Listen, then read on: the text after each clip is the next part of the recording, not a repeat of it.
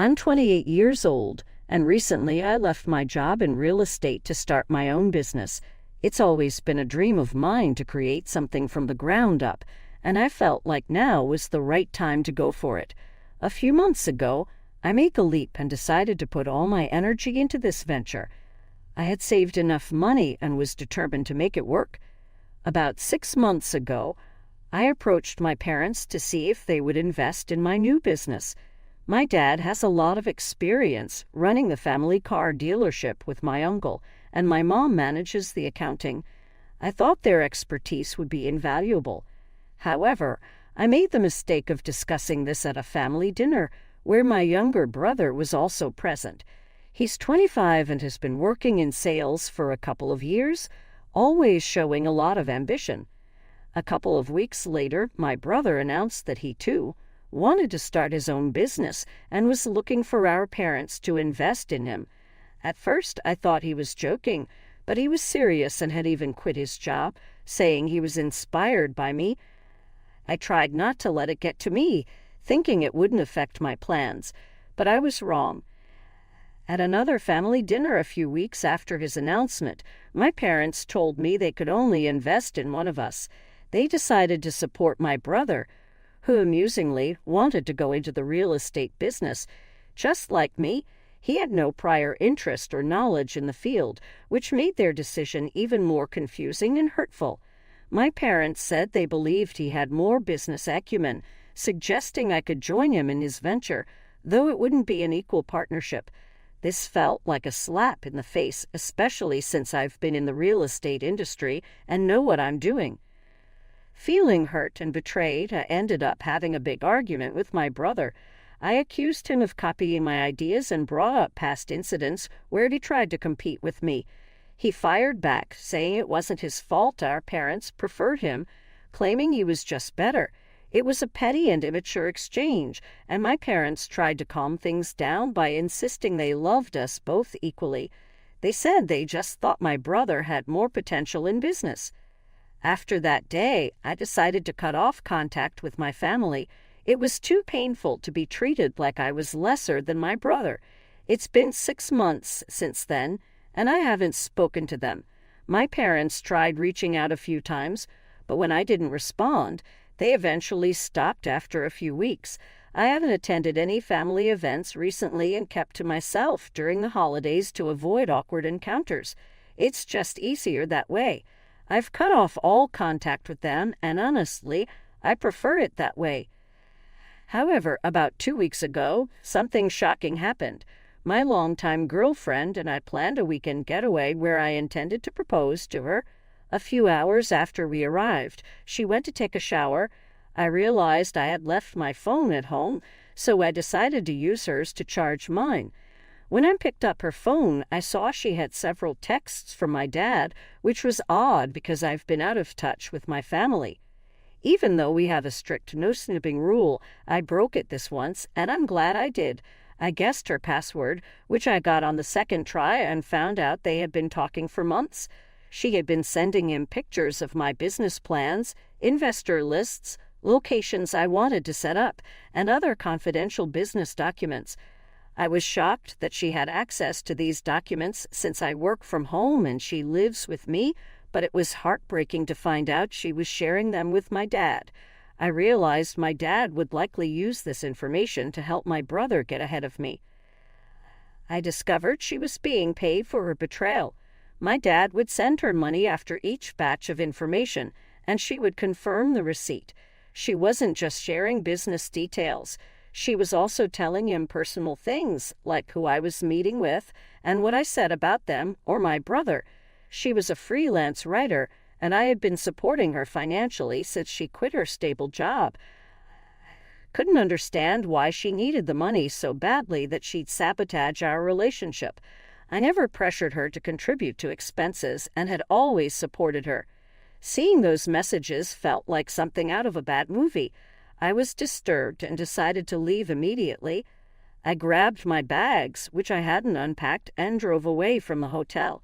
I didn't stop or check my phone until I was far away.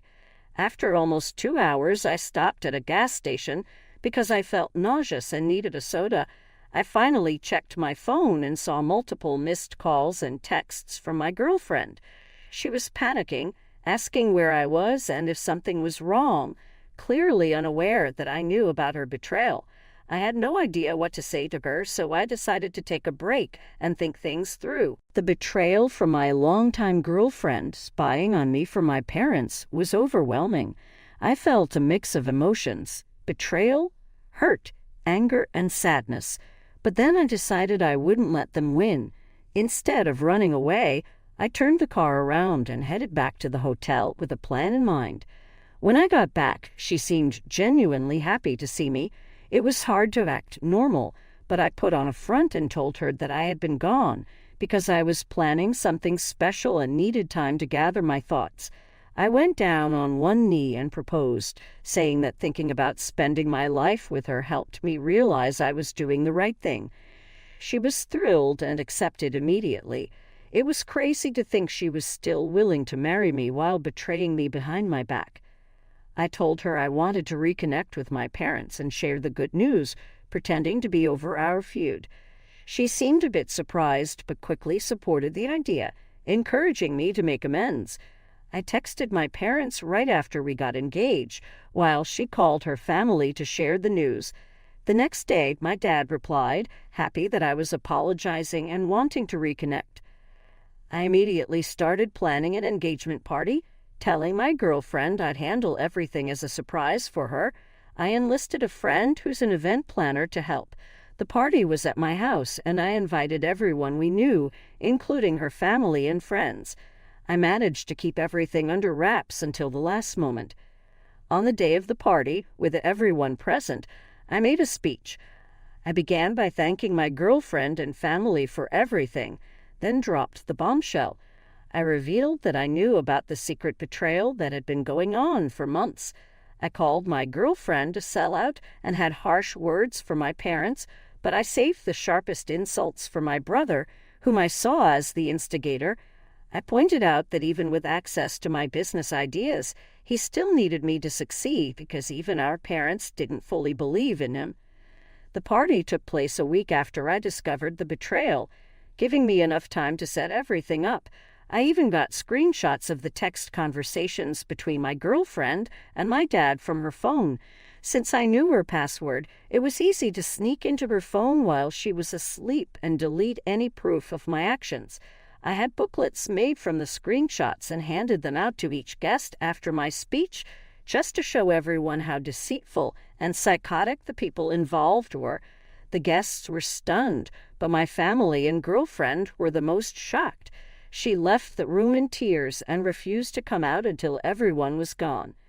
After distributing the booklets, most guests left, but my family stayed and tried to argue with me. I wasn't having any of it and told them to leave or I'd call the cops, making the situation even uglier. They left, likely afraid of further embarrassment in front of relatives who'd heard everything. This would undoubtedly become the talk of the town in the coming days. I didn't hear from my parents after that, but I did have to talk to my girlfriend that night. She left after the party and moved back in with her parents. However, before she left, she confronted me, saying I was a horrible person for putting her through that.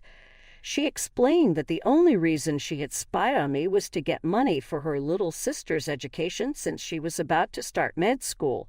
When I asked why she didn't just ask me for help, she said she was too proud.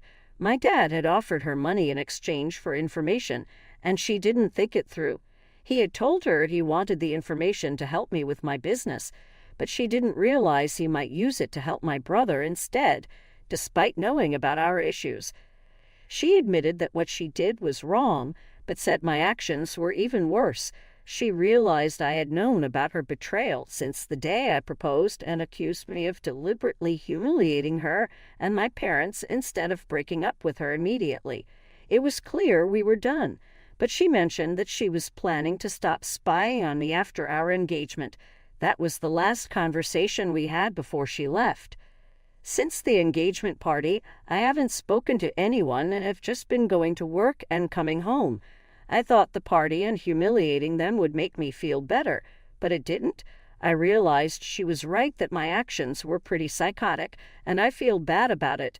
So am I the jerk for throwing a party just to humiliate my girlfriend? Update. It's been 2 weeks since my ex and I broke up. She came back today to pick up some of her things, and we didn't speak at all. She pretended I wasn't there, which hurt, but I guess it's deserved. She did something incredibly hurtful and gave me trust issues, and I humiliated her in front of everyone she cared about. I suppose we're even now. It's still going to hurt for a while, but I don't think I owe her an apology. Thanks for the advice, everyone. I feel better about myself now. As for my parents, they still haven't reached out, and honestly, it's probably for the best. They already have all my business plans and ideas, which sucks, but there's not much I can do now that the damage is done. The best I can hope for is that my brother doesn't use any of it, though that seems unlikely. After I humiliated him at the party, I doubt he'll hold back. So things are looking bleak on the business front, but I hope to get through it somehow. Update 2. Hi everyone, it's been almost a month since my last update, and today I finally embarked on a new business journey. I know it takes time to set up a business, but I'm really excited to be working on something I enjoy. All the planning and hours I put in are finally paying off, and it's a great distraction from thinking about my ex. Even though she betrayed me, I still miss her and the good times we had. I'm in therapy now, trying to work through the trauma and process my feelings. It's tough, but having this new job to focus on makes me feel hopeful.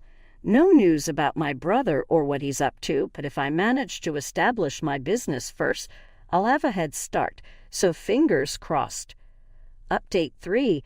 I recently learned that my family is moving away because my brother is starting his business in another state. He doesn't want to be rivals anymore. He told me all about it in a long email and made sure to mention that he was sorry I wasn't mentally stable enough to handle my emotions like a normal adult. He accused me of wanting to be the center of attention without having any qualities to justify it, but wished me well and hoped I would stay away from him and our parents. It's been almost 3 months since the engagement party, and I'm finally starting to deal with and process everything better than I was back then. I also heard that my ex is going out on dates and getting back to her usual life. I guess everyone's moving on, and so am I. My business is doing all right, and with time,